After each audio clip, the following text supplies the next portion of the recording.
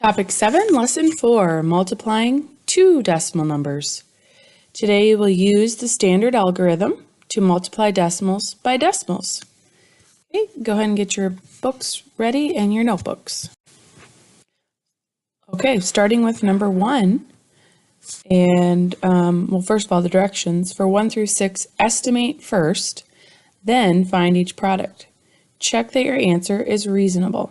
Okay, so let's estimate. 9 3/10 is closer to 9, so I could say 9 times, and then 4 1/10 is close to 1. Okay, or excuse me, close to 4, so that equals 36. So my answer should be close to 36. Okay, so in multiplying decimals, the shortcut is to think of it like 93 times 41. Okay, so I'm just going to multiply like normal. 3 times 1 is 3, 9, placeholder. 4 times 3 is 12. And then we have 36, 37. Okay, so once I add those up, you do the same. If you need to pause, go ahead.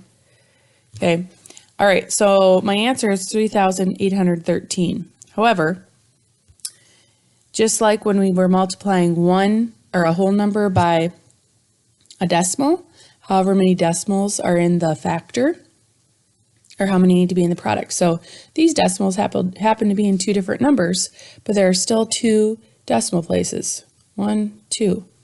Okay, so there needs to be 1, 2 in the product. So my final answer then would be 38 13 hundredths. And that helps me see that that's close to 36, so I know that makes sense. And that makes it reasonable. All right, so let's look at number 2. Number 2 is 3 2/100 times 6/10. So that's like saying 300 or 302, but I'm going to estimate first. 300, because 3 2/10, I could just say 3, excuse me. So I don't even need those zeros. So I could say 3 and keep the 6/10, because I know that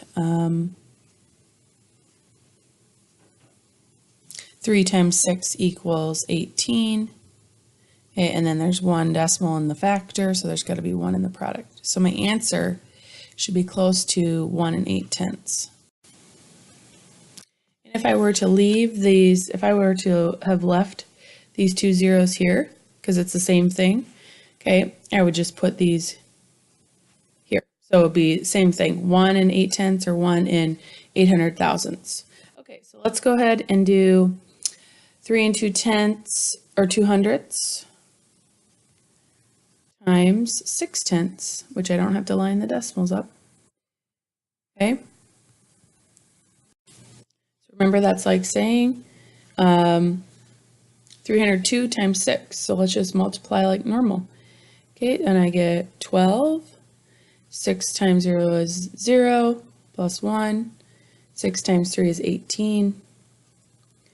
Okay, so now there are 1, 2, 3 decimals in the factors. So you have to count both factors, or take both decimal factors into account. So there should be 1, 2, 3 in the product. So my answer is 1 812 thousandths, okay, which is close to 1 800 thousandths.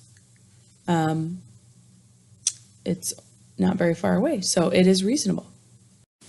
So the main thing to remember is that when you're multiplying, the shortcut for multiplying decimals by decimals is just like when there was only one decimal. However many decimals are in the factors should be how many there are in the product. Good luck, guys. Do your best.